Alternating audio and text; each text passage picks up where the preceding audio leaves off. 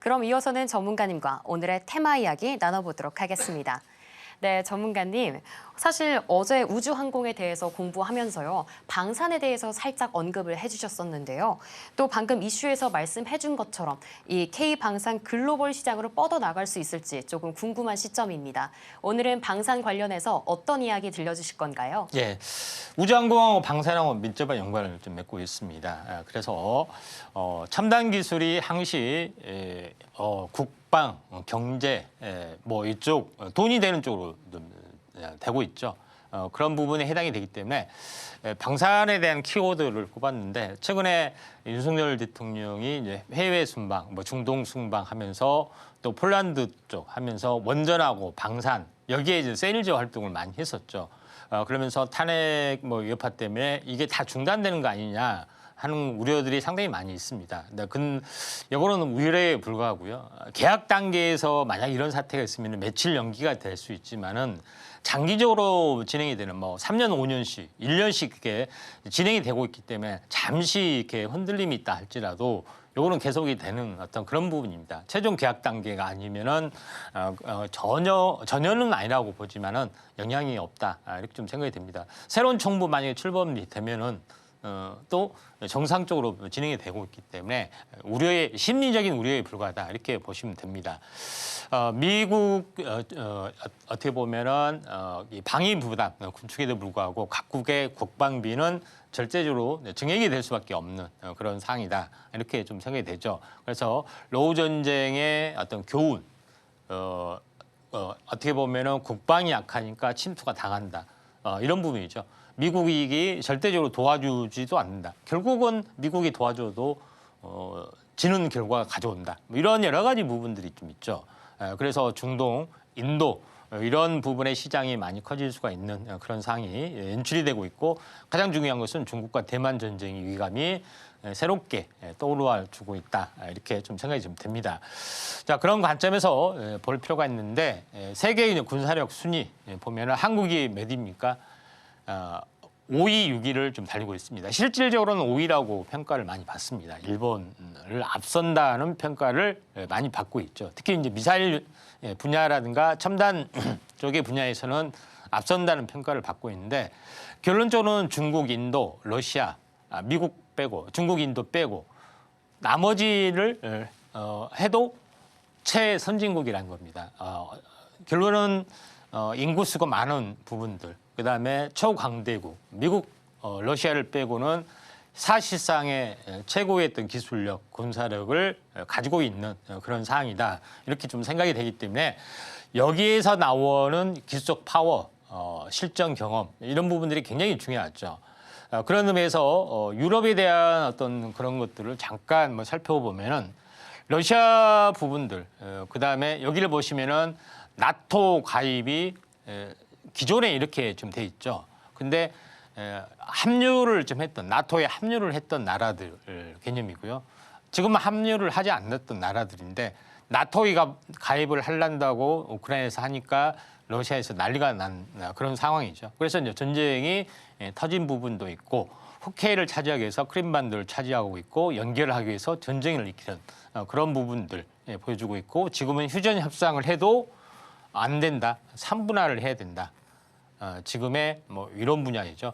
여기는 실제 러시아 땅, 여기는 친러시아, 그다음에 여기는 반러시아 쪽. 이렇게 3분할을 아예 해야 된다. 이런 주장까지 좀 하고 있는 그런 상황이 되죠. 그리고 여기는 뭐냐면 실질적으로 러시아 땅입니다. 러시아 땅.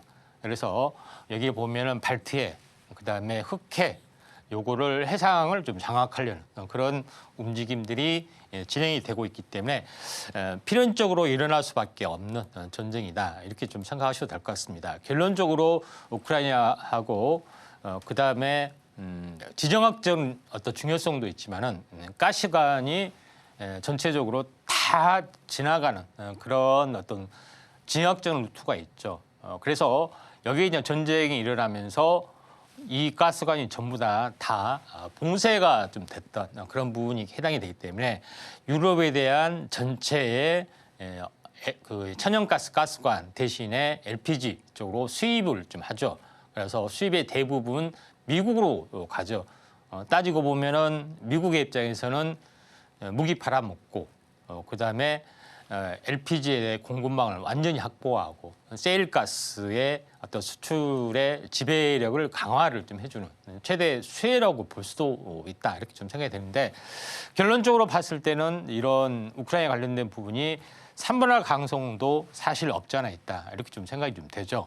그런 부분에 좀 해당이 좀 되고 있기 때문에 상당히 좀 의미가 있다 이렇게 좀 생각이 되는데 어쨌든 간에 휴전 협상은 뭐 진행이 될 확률이 상당히 많이 좀 있습니다. 잠잠해지더라도 새로운 부분인데 결론적으로는 식냉전이 진행이 되면서 미국의 세일가스 프로젝트가 어마어마하게 진행이 되고 여기서 현재 LNG선으로 날아가는 그런 부분들이 어마어마하게 좀 있습니다. 계속해서 LNG 선박도 조선주에 또 호황도 다 여기 우크라이나에 대한 후폭풍이 어마어마하게 전개가 좀 되고 있고 종전이 되더라도 이런 것들은 계속해서 고착화될 확률이 상당히 많이 있다. 후폭풍이 바로 이 조선 그다음에까지 확대가 좀 되고 있다. 이렇게 보시면 될 것 같습니다.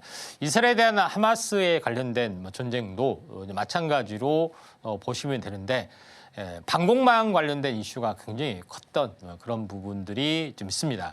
결론적으로 현재 어떻게 보면 가자지구 어떤 하마스 어떤 무장단체하고의 공격이 레바논 쪽으로 확대가 좀 되고 있는 그런 상황이고 또 이란하고의 마찰까지 되고 있습니다. 결론적으로는 굉장히 시끄러워지는데 이스라엘이 노리는 것은 뭐냐면은 중동 질서에 대한 재질편을 이야기합니다. 이런 부분인데 지금 이제 보시다시피 이슬람은 아랍은 두 개의 패권이 좀 있죠. 이슬람 시아파와 수니파 간의 어떤 싸움인데 수니파가 차지했던 부분들. 에멘 반군은 정부군은 수니파죠. 근데 반군은 시아파의 강경파가 차지하고 있죠. 이란이 어떻게 보면 시아파의 맹주로서 또는 시리아 쪽하고 연결이 되고 이라크 쪽과 연결이 되면서 상당히 이번 배후로 지목이 되고 있죠. 그런 가운데 이런 것들을 다 재편을 하려고 하는데 꿈꾸는 어떤 중동의 세계 질서가 어떤 거냐? 바로 요거죠. 다시 말해서 인도, 중동, 유럽 경제 회랑을 다시 한번 건설을 하겠다. 인도부터 출발한 부분들이 두바이, 사우디를 거쳐서 이스라엘을 거쳐서 중동으로 가는 이런 루트를 개발하려고 하고 있죠. 네옴시티도 다 그런 뜻에서 나온 거고 이스라엘이 가자지구를 다 밀어내는 것도 해양 쪽으로 확보를 하려고 하는 것도 다 이런 내용이 좀 해당이 되고 있기 때문에 이게 세계 질서의 재편이다 이렇게 보시면 됩니다. 사우디하고 두바이를 끌어들여서 바로 같이 이렇게 하는 어떤 재편이기 때문에 다 경제적인 이유가 상당히 강하다 이렇게 좀 생각이 좀 되죠. 또 마찬가지로 현재 미중 패권의 다툼에서 이 중국에 대한 봉쇄 부분들이 여부가 타이완에 좀 달려 있기 때문에 해양 진출에 대한 포부도 타이완하고 연결이 되고 있습니다. 그래서 중국의 1차 방어선, 제1도련선, 2차 도련선, 또 3차 도련선, 태평양까지 그런 것들인데 1차 도련선을 무력화시키기 위해서는 반드시 대만을 차지를 좀 해야 되죠. 이런 절대적인 것들이 있습니다. 마찬가지로 국민당과 공산당의 대결에서 마지막으로 이제 국민당이 좀 대만을 좀 차지했죠. 그래서 대만 수복을 하려고 전부 다 병력을 딱 집결을 했는데 딱 터진 것이 뭐냐? 북한 남북 전쟁이 터지면서 거의 수포로 들어갔죠. 그런 부분에 해당이 되기 때문에 땅을 치고 통곡을 하고 있죠. 사실 북한 때문에 통일을 못했기 때문에 이런 부분이 있기 때문에 이번에 비슷하게 전개될 확률이 상당히 많이 있다 이렇게 좀 생각이 좀 됩니다. 자 그런 관점에서 북한이 이제 중국이 컨트롤하면은 대만 수복하는데 도움이 되는데 컨트롤하지 않으면은 두 번 북한이 뒤통수를 때린 겁니다. 그래서 트럼프는 무조건 현재 북한을 현재 강압적이든 회유든 한번 승부를 보려고 하는 겁니다. 두 번 해서 수복 작전이 이제 실패를 하게 이제 만드는 그런 시나리오가 있기 때문에 제가 계속해서 이야기하지만은 대만하고 북한하고 빅딜, 그러니까 남한어이죠. 남한이 북한을 차지하는 빅딜, 그다음에 중국이 대만을 차지한 빅딜, 이 사이에 어떤 것들이 나오지 않겠냐 이렇게 좀 생각이 듭니다. 시간 관계상 많이 설명을 못하지만 결론적으로 미중 패권의 다툼은 인도태평양 경제 프레임워크를 누가 차지하느냐 이런 것에 대한 싸움이기 때문에 앞으로의 미중 패권의 마지막 활용 점정은 대만에서 시작이 될 거다. 북한하고의 어떤 관계도 있다. 이렇게 보시면 되기 때문에 대만 수복의 가장 걸림돌은 북한이다. 북한이 돌아서면은 대만 수복은 완전히 물거품이 된다. 이렇게 보시면 되기 때문에 남북 경협이 굉장히 뜨겁게 좀 타올라갈 수 있는 가능성이 있습니다.